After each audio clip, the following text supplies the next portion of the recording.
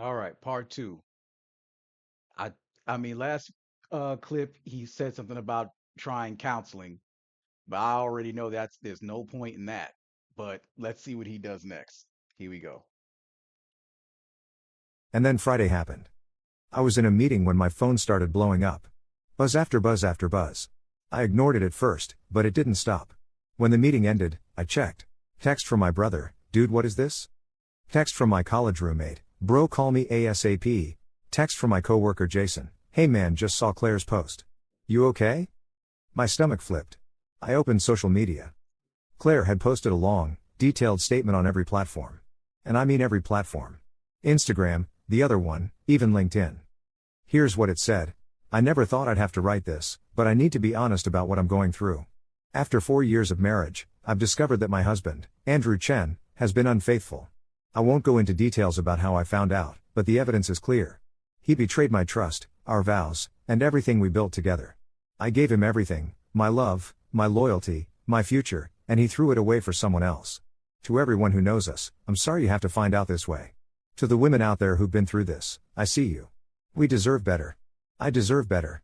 Andrew, if you're reading this, I hope it was worth it. She tagged me. On every single post. My hands were shaking so hard I almost dropped my phone. The comments were already rolling in. Hundreds of them. I'm so sorry, Claire, you deserve so much better. What a scumbag. Cheaters never change. I knew something was off about him. That last one was from her friend Becca, who had always been nice too, who'd been to our house for dinner a dozen times. I scrolled through, numb. People I'd known for years, colleagues, family friends, even some of my own relatives, all commenting. All taking her side. All assuming I was guilty. Because why wouldn't they? She was the victim. She was brave for speaking out. And I was the villain. I tried calling her. Straight to voicemail. I texted. Claire, why would you do this? You went through my phone and found nothing. You know I didn't cheat. No response. I sat at my desk, staring at the screen, and something inside me broke. Not in a sad way. In a cold, clear way. She hadn't just accused me privately. She'd nuked my reputation publicly. She'd lied to thousands of people, painted me as a monster, and she'd done it knowing it wasn't true. And she thought I'd just... What? Take it? Apologize? Beg her to take down the posts? No. I closed the apps. Took a breath. And I made a decision. I wasn't going to defend myself online. I wasn't going to post some counterstatement or argue in the comments. Because here's the thing about social media, the more you engage, the worse it gets. People don't care about truth. They care about drama. But the law? The law cares about truth. I left work early, went home, and started researching defamation attorneys. By Friday night, I had consultations scheduled with 3 different law firms for Monday morning. The weekend was torture. My phone kept buzzing with messages, some supportive, some accusatory, some just nosy. I ignored all of them. I deleted the apps off my phone so I wouldn't be tempted to look. Instead, I went through our finances.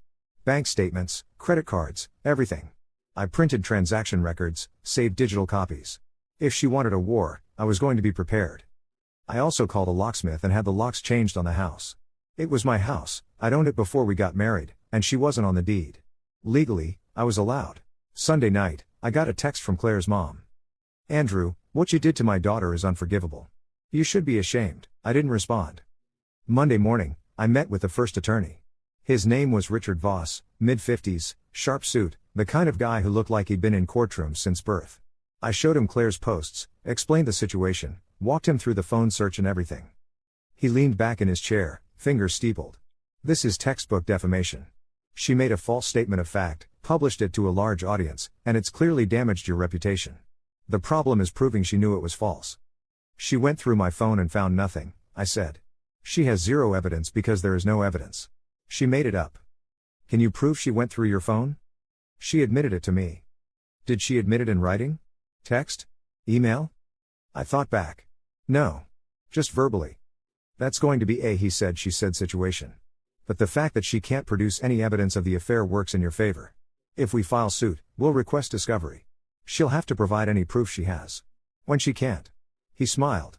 That's when things get interesting. What kind of damages are we talking about? Depends on what you can prove. Lost income, emotional distress, reputational harm. If her posts affected your job, that's a big factor. If you've suffered psychological harm, we can bring in expert testimony. I'd estimate, conservatively, we could pursue damages in the range of $50 to $100,000. I felt a cold thrill run through me. Let's do it.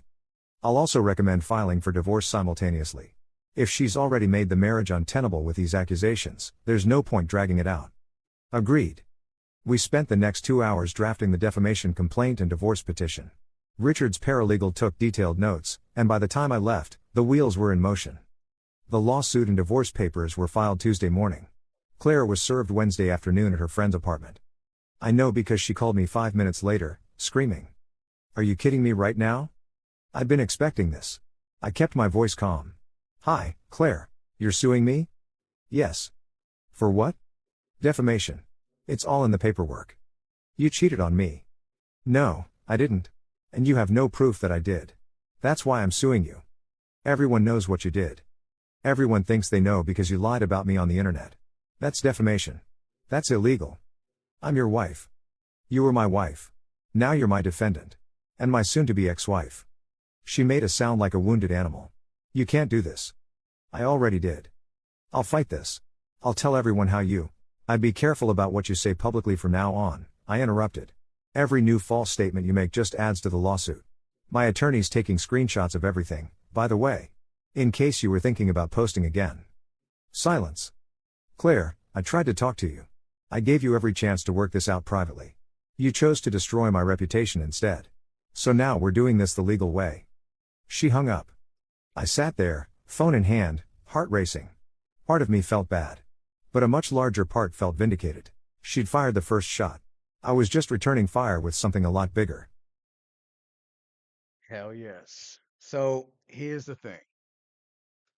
For those of you single fathers, divorced husbands, in fact, it's not even just for one side, it's for both sides, in fact, when it comes to this legal part.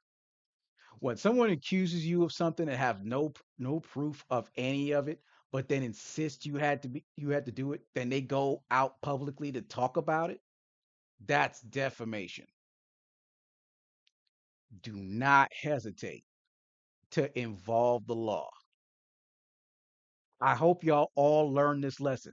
There's no, you know what I'm saying, statute. If you got evidence that they said something about you with no evidence, don't try to retaliate on social media and try to give proof of it and blah blah blah. Nah. If they were willing to go that far to destroy your reputation, take them to court. Because anybody that, you know what I'm saying, because mind you, wealthier people, when they don't want something to be known, but the unfortunate truth is it's true. And if somebody researches, they can find that evidence. They're not going to file a lawsuit for defamation. They're going to file a cease and desist, just saying, I don't want you to shut up and stop talking about it. But never a defamation that says you're not telling the truth. Is no evidence for what you're basing this on. I'm suing you for this. Big difference. He's suing because there is no evidence. Part three, we'll see what happens next.